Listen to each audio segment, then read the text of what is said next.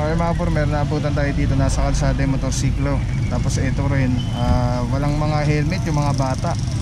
At problema, walang lisensya si Bossing. Dito naman, nagpagupit lang si Bossing, kaya lang wala siyang helmet.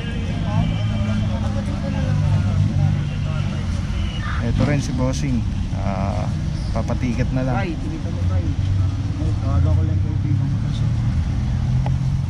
Sir, license na lang po muna. Lahat po yan, titikitan sir ha. Pagkain niyo po magpatikit, tatawin po ng sakit. Patulong ka na lang sir sa binabanggit mo na kaibigan sir. Patulong ka na lang sa opisina sir. Pero kailangan matikit po kayo sir. Para matikit sa lahat. Purong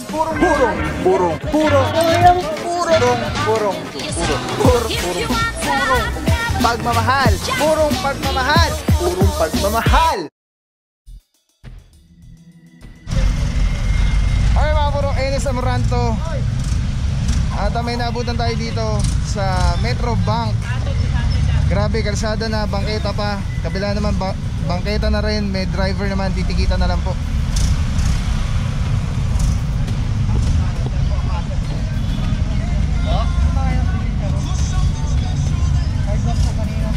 Oo nga po. Pagdating namin, kailangan naman umanin. Oo nga po. Napalis na nga po ako.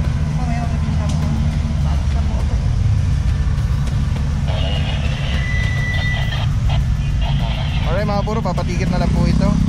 Illegal parking dito naman sa kabila. Ito, grabe, usling-usli. Papatikit na lang din si Bossing. At yun na nga po, makita nyo po ang kalsada, bangketa.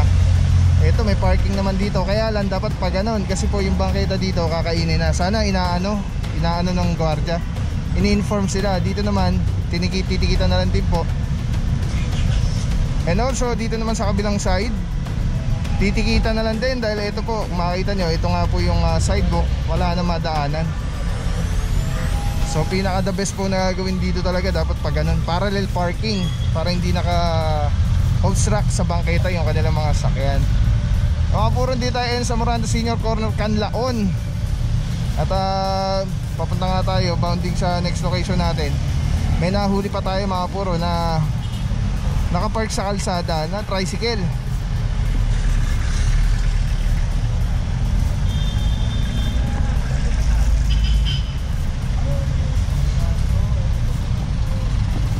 Alright, tuloy lang tayo mga puro. TFTTM, Officer Cortez, Officer Baguio, Officer Malyari, Sir Dexter Cardenas.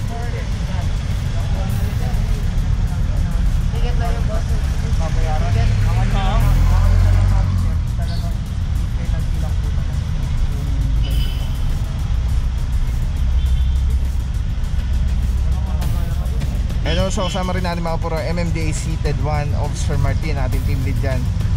At yes, bibisara natin po yung Mayor Joy Belmonte, Vice Mayor Gian Soto. Paalala na po ito sa lahat ng mga motorista na if ever punta po kayo sa isang establishmento, check nyo po muna kung yung parking space nila nakakaharang pa sa bangketa, or worse, kung nakalawit pa sa kalsada. Lalo ganito mga mabuhay lane. Ayan, no loading and loading pa ba dito, no parking both sides.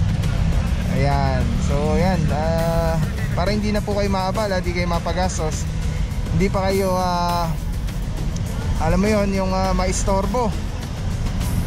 At alright, so yun, pag may parking naman kayo, katulad kanina may parking naman, ipasok nyo na po, para rin naman po sa inyo ito. Alright, yan lang, tuloy lang tayo mga puro. Let's go guys, purong pagmamahal.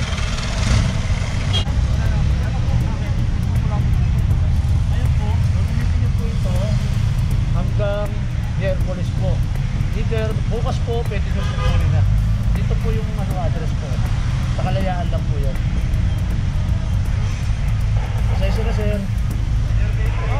Wala naman. Pero nakasulat 7 days. Opo. 7 days po kasama po yung Sabado Linggo. Pero siya sabi niya 5 days. Sir, Quezon City po. 5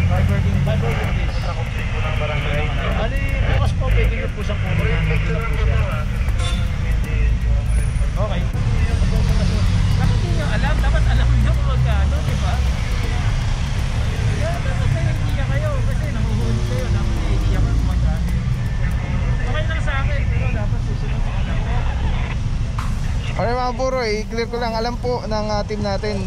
Alam ng team natin kung magkano about violation. Kaya lang hindi na po tayo allowed mag-disclose ng mga presyo. Nakapag-argue. O sige po. Okay, kung ano po. Opo, sige po. Inaano ko lang po kasi tapos na yung transaction po rito, paalis na po ako, yung narangan niyo po agad. Oo nga po, consider nyo nga po. O sige po, wala po problema. O, tikita nyo na lang po ako. Alright nga mga puro. At coordinating naman na si Bossing. Nakikiusap lang siya na palabas na siya. Kaya lang, yun nga po, pasensya na po. Ito po ay operation. Naabutan po kayo. Kaya pasensya na. Ayun mga puro, again alam po ng team natin kung magkano ang bawat penalties. Pero ang nagdi-disclose na po niya, doon na po yan malalaman sa opisina, sa OVR office. Lahat po ng penalties actually pwede nyo malaman doon. Pero dito po sa kalsada, upon apprehension during the operation, hindi po tayo pwedeng dito mag-disclose ng mga presyo-presyo. At ngayon nga po ay kung tayo, ang team natin naka-apprehend ng sasakyan, tayo po ang maninikit. Hindi na po pwede yung ipapasa pa sa MMDA. And then kung ayaw naman magpatikit, itutowing po natin. Alright, let's go. Okay mga puro, meron naabutan tayo dito, nasa kalsada yung motorsiklo. Tapos ito rin, walang mga helmet yung mga bata. At problema, walang lisensya si Bossing. Dito naman, nagpagupit lang si Bossing, kaya lang wala siyang helmet. Ito rin si Bossing, papatiket na lang. Tay, tinita mo tay. Gaga ko lang kayo bilang mo kasi. Sir, license na lang po muna. Lahat po yan, titikitan siya ha. Pagkain niyo po magpatikit, tatawin po lang yung sakit. Patulong ka na lang sir sa binabanggit mo na kaibigan sir. Patulong ka na lang sa opisina sir. Pero kailangan matigit na kayo sir. Para matigit sa lahat.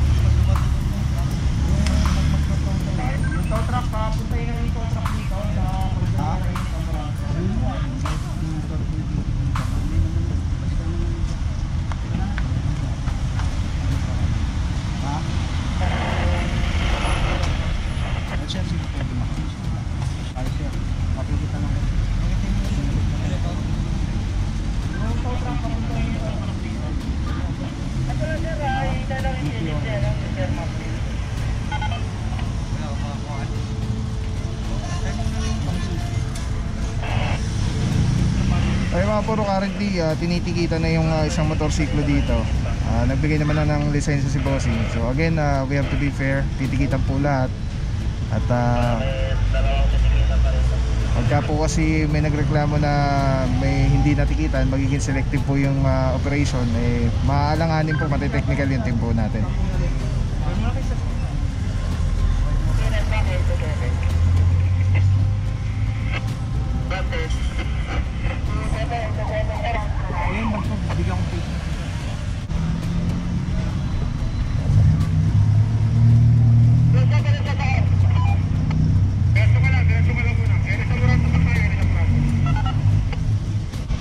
Mga puro, yung isa doon natikita na po. Tapos si Bossing dito, kikiusap pa kayo sa Cortez. Hintay lang na may kausap, nakikiusap pa rin si Bossing. Alright, yan mga puro, dito naman si Bossing papatikit na rin. Ito naman yung kanyang motorsiklo. Bali dalawa po sila dito sa kalsada, dito sa may barber shop. At mukhang walang parking space yung barber shop. Tapos si Bossing naman dito, gahatid ng mga estudyante.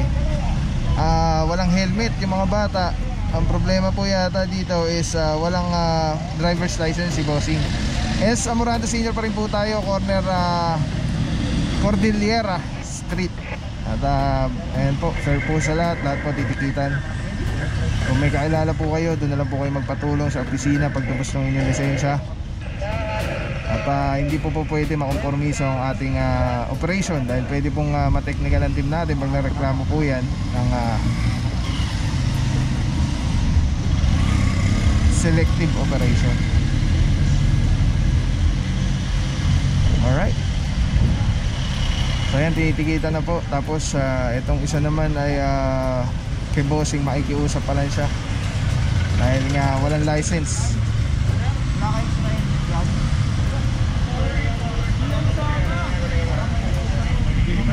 Ano ba? Titikita wala na?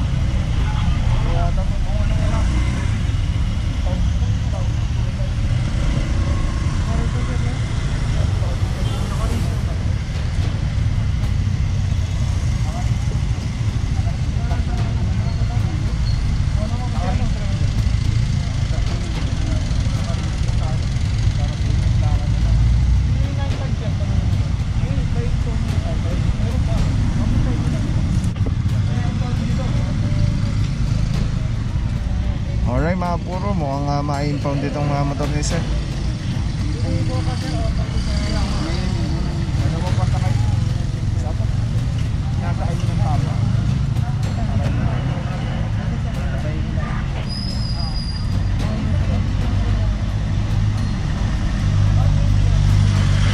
Alright, yung mga puro, nagpatawag na si Officer Cortez ng towing unit para impound itong kanyang sakyan. Dahil wala, no choice po tayo, wala siyang lisensya. At titikita na lang po sana dahil riding without wearing proper helmet. So antayin lang natin mga puro, antabay lang po. Pabalik na isang tow truck. Let's go guys. Alright mga puro, dito na yung tow truck natin. At binibigyan sana sila ng konsiderasyon ni Officer Apa na tikita na lang, kaya lang ayaw pa magpatikit ni boss yung kaibigan na pumunta. Wala na, totoo na po kasi tagal na po natin dito.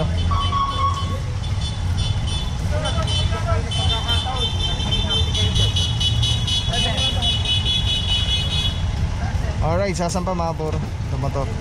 Totoo na po.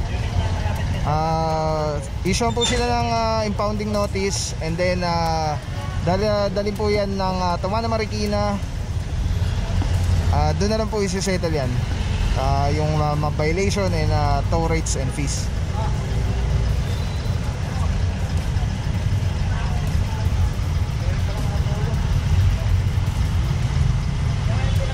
You know, Officer Fiala, good morning. Saludo bossing, MMDA seated 1.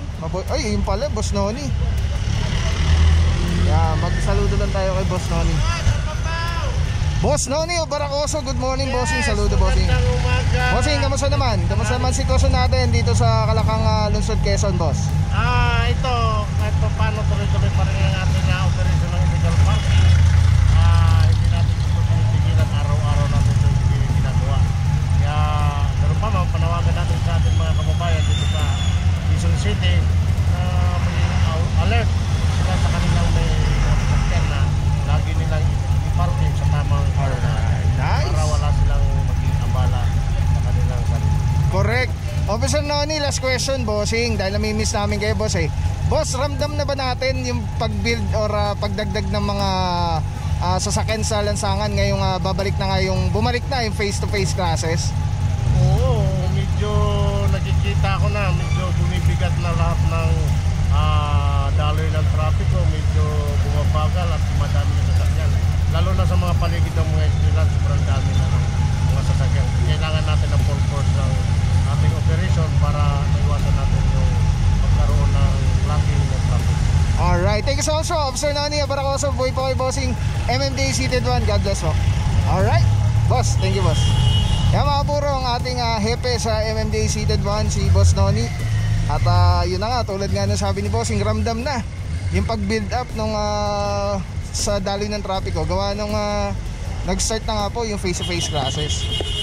Yan mga puro, naisan pa na, pero ngayon pa rin nakikiusap si bossing. Sana, wala eh.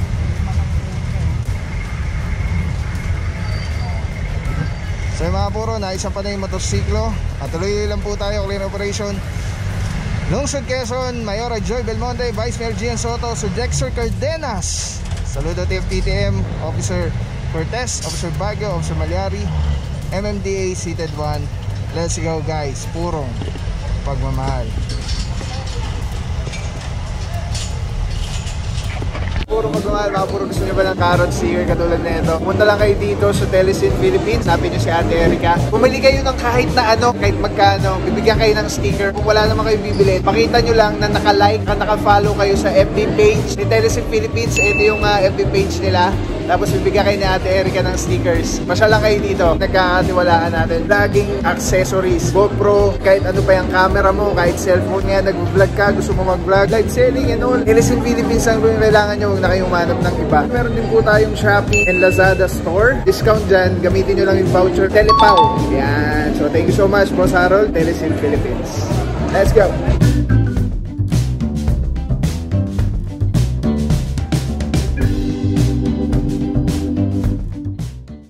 Maraming salamat sa'yo. Walang papapaw. So thank you so much sa walang sa akong support, tiwala. Wala akong masabi kundi thank you so much. Thank you sa Panginoon at ingat kayo palagi. Again, kung wala akong papapaw, so thank you so much. God bless you. Purong pagmamahal. Thank you so much. God bless.